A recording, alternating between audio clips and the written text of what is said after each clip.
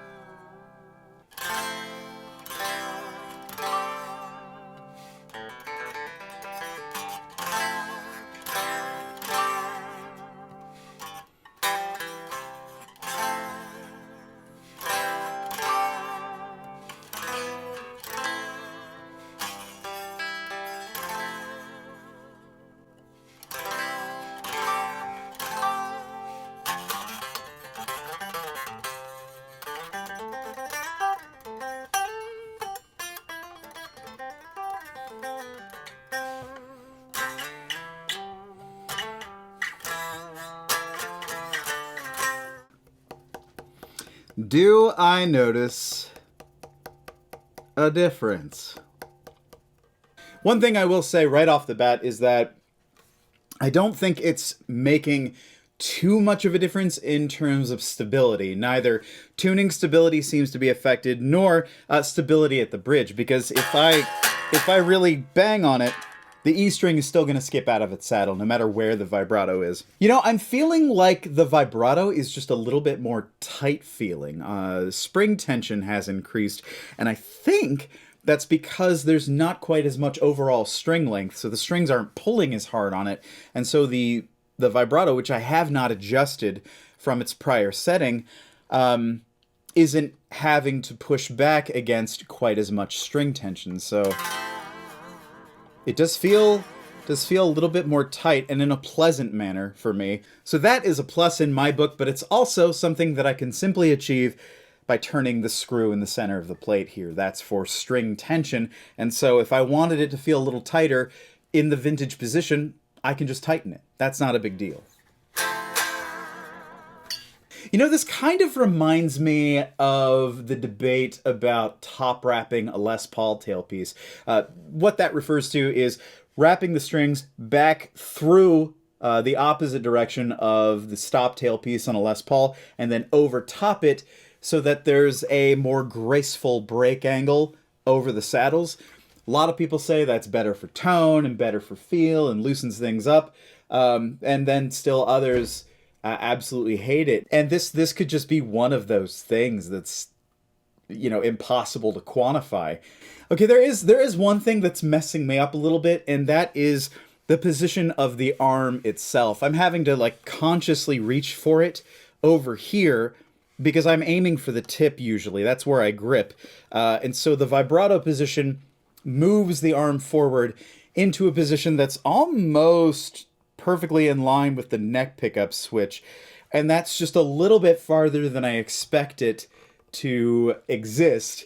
And so I'm either gripping the bar in the middle, which is not bad but slightly uncomfortable, or I'm having to reach up toward the neck, and usually it's like right here, so I can strum with it in my hand, or I can, you know, grip it easily. But yeah, I am having to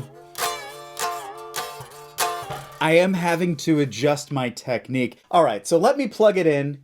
We'll play around for a while, we'll see what we think, and we'll come back and talk about it.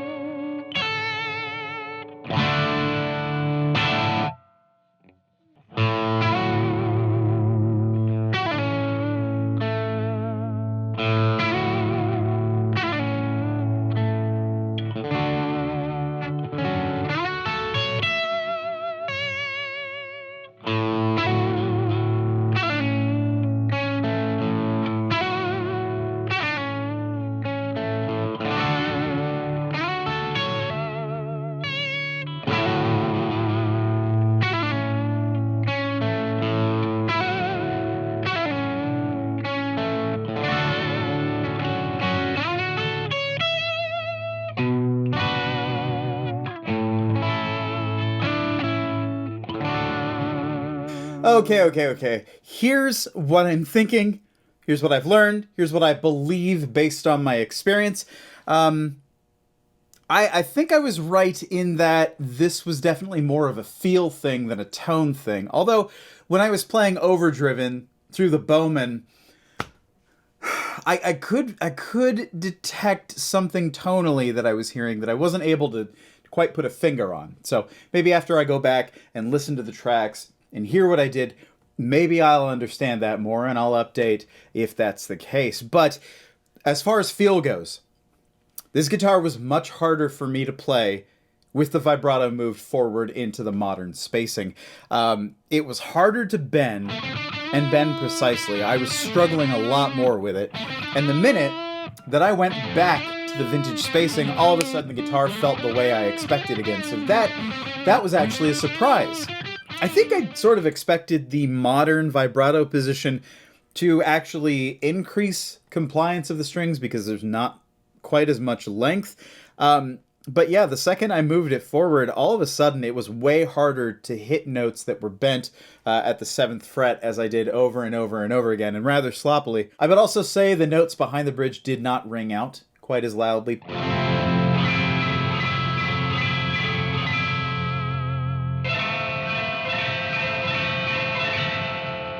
And that was a problem for me. Now, if you're the kind who doesn't want much of that crosstalk from playable string length to behind the bridge, then maybe the modified position is better for you. And if that's the case, yeah, you should seek out a Classic Player or any of the other models with the modified positioning. For me, it was a problem. Couldn't quite get what I expected. Couldn't quite be myself with the trem moved closer. Oh, and one thing I didn't mention is if your arms are completely straight, i.e. you're not bending them the way that I normally do so that they snake around the bridge, then you have a much higher chance of actually hitting the bridge with the arm than you do if you're bending them. So if that's a problem for you with the modern spacing, definitely bend your arm a little bit. That will help there. What else did I notice? There wasn't a big difference in tuning stability. It didn't really have an effect on that. I still don't think the modern spacing makes that much of a difference in terms of keeping the strings in their saddle slots. And these slots are old and worn and corroded, and it just didn't really make much of a difference. I really have to push hard here to get them to move at all. And same goes for the modern spacing. So I don't think that's actually helping as much as a lot of people believe. It also depends on what kind of bridge you have. If you have the Tune-O-Matic bridge with the single deep string slot, you're probably not going to experience much in the way of string skipping. These threaded saddles, there are a lot of places for the string to go, and sometimes it will just go there, especially when it's not set up correctly, as this one is not. There are no shims in this neck. There's not enough downward force to keep things stable at the bridge anyway, but I wanted to see. I wanted to see definitively if that made a huge difference, and it doesn't seem like it does. I'm still not sure if it made a big difference acoustically. I'm still not convinced that was, a major benefit.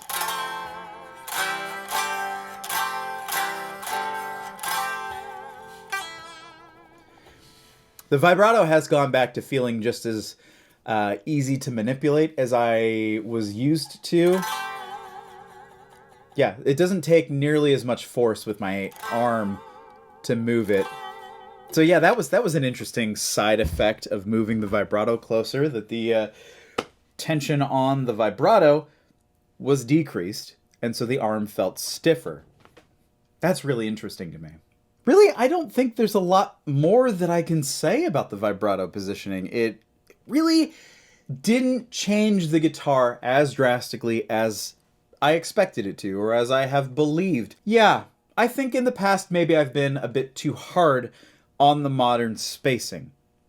I know from today that it's probably not something I'm ever going to stick with, but is it bad? Is it wrong? Is it, the worst sin ever committed against offset guitars? Far from it. It's actually not bad. It's actually not bad. It just changed the guitar in a way that I don't like, but every player is different, and absolutely, your mileage may vary. You may play one of the guitars that has the modern spacing, and you might love it. And if that's you, more power to you. I'm glad that you have found a guitar that works for you. For me, I'm gonna have to stick with the vintage spacing. I am absolutely gonna have to live with that. And so I will probably be filling this route, or at the very least finding some way of covering it with like maybe a behind the bridge pickup. I always love doing that. I don't have a Jaguar with that feature, and maybe Curtis Novak and I'll whip up something interesting for you. In the end, I am so glad that I tested my bias, that I probed my preferences, that I pushed back against my preconceived notions of what the modern spacing adds or detracts from a guitar. Anyway, thank you so much for watching. I do hope it's been informative for you in some way. Thank you also for liking, for sharing, for commenting, for subscribing, for doing all of those good things that mean a lot to me, but even more to the algorithm, which we all serve fearfully. Want to give a big shout out to my supporters on Patreon. You are all the best. If you are interested in finding out how you too can support the channel, there is a link in the description down below. Oh, also, and a shout out to EP Custom Pickups. I think they're great. If you liked what you heard in this episode and you want to learn more about EP Custom, I will leave a link to them in the description below as well. In any case, thank you so much for watching. I hope you're taking care of yourselves and each other, and we'll see you in the next video.